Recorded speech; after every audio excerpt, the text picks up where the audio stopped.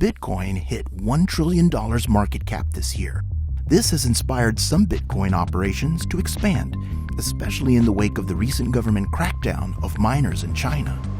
The ban on mining in China has caused a mass exodus to the United States, to Russia, and to any other areas where mining facilities are available. Welcome to Rockdale, Texas, America's new crypto mining hub. This building that's directly behind me, inside of the buildings, we have this shelving that's 1,000 feet long, 20 feet tall, and there are just miner after miner after miner after miner. We went inside North America's largest Bitcoin mine to understand how it works and its energy footprint.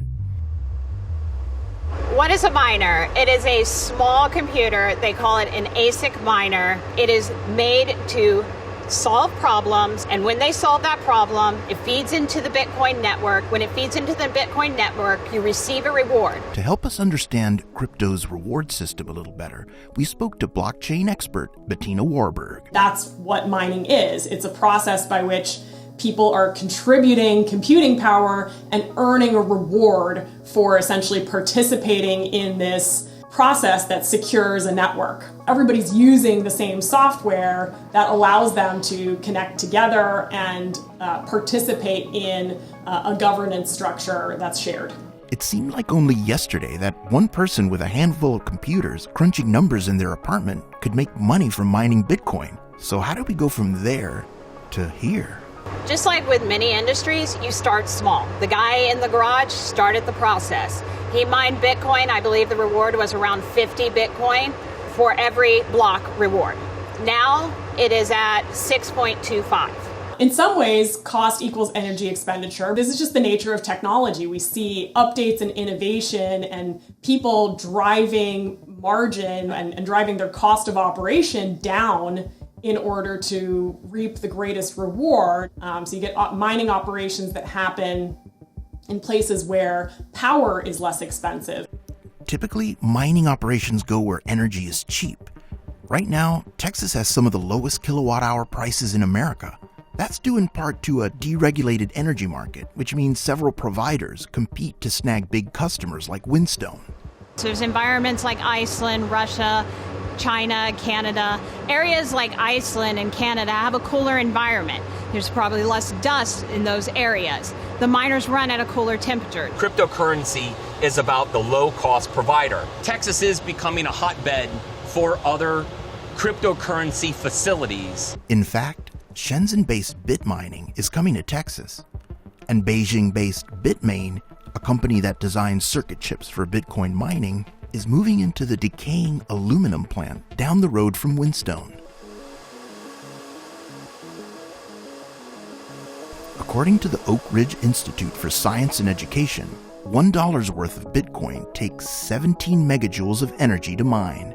That's more than double the amount of energy it took back in the day to mine $1 worth of copper, gold, and platinum.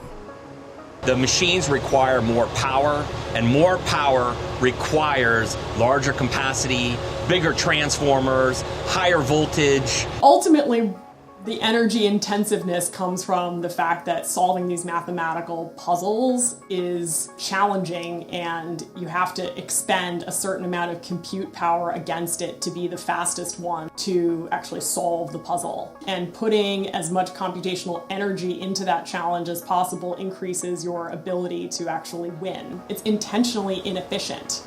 Each building is 100 megawatts. For each 100 megawatt building, you can fit 30,000 new ASIC miners in it. In a Bitcoin mine, the consumption is basically taken by the miners. Each miner has about 3,000 watts that it's pulling. An older miner, an older generation, the S9, which was released in September 2017, was only pulling 1,350. The miners now are at 3,000. So, at capacity, this facility will have 750 megawatts of electricity flowing through it, enough to power 150,000 Texas homes during peak demand. That's a lot of juice. How do they manage to keep all those miners cool? Our ideal goal is to keep the ambient temperature around 81 degrees. There's a lake about a mile from here, and so underground we have a 8-inch line with a 1,000 GPM pump where we pump literally the water through this mile-long pipe into the facility, and it actually goes into holding tanks that then recirculate the water, and it pumps it back into these evaporative cooling walls that are 12 feet tall. Water is actually dripping down the wall of that evaporative cooling cell, and then as the air comes through it, it actually cools from 16 to 20 degrees difference between the front of the wall and the inside of the wall. The miners have fans, they have intake fans, and there's thousands of those fans running, and they actually suck the ambient air through the miner, and then there's an exhaust fan. It actually pushes the air through the chips and into the heat aisle. As it goes through the miner, it then heats up because the chips, it's a processing, so it gets really hot, and then we capture the heat on the inside of the heat wall, and then it is evacuated out of the building through a quote-unquote chimney-like environment. Inside the heat aisle, it literally feels like an oven. One Windstone employee estimates that it can get as hot as 140 degrees Fahrenheit in here. So the S9 has a hash rate of 13.5 terahash. The new S19s are 110 terahash. Hash rate measures how many computations a miner can do, usually in a second. So how much money can each miner potentially make each day? Currently, a S19 with 110 terahash, the profitability every day for one machine is 30 USD. Okay, so $30 times 30,000 miners times 2 big buildings, nearly $2 million a day for a facility this size. We have a full staff of 120 employees. We work 24 hours a day, 3 shifts. There are definitely some increased efficiencies on the horizon, such as faster processing chips for the miners, cooling them in immersion technology, but at approximately 73 terawatt hours annually, Bitcoin's energy consumption is more than the energy it takes to run every single television set in America. I think ultimately the energy consumption question is a bit of a what is it relative to? When we look at our financial system as a whole, or even just Wall Street, to power Wall Street, which runs almost entirely off of computation today anyway, and high frequency trading algorithms. When you look at mining just to earn Bitcoin, well, that's not necessarily so awesome. According to the Digiconomist's Bitcoin Energy Consumption Index, one Bitcoin transaction takes more than 1,500 kilowatt hours to complete. That's more than 50 days of power for the average US household. Bitcoin is what I like to think of as a calculator. So it's this sort of old school, very clunky system that gets the job done. When you look at what's happened with newer blockchains like Ethereum 2 and Dfinity, is that they've actually implemented a totally different system for essentially doing the same thing. And Ethereum is upgrading to a more energy efficient way of securing the network.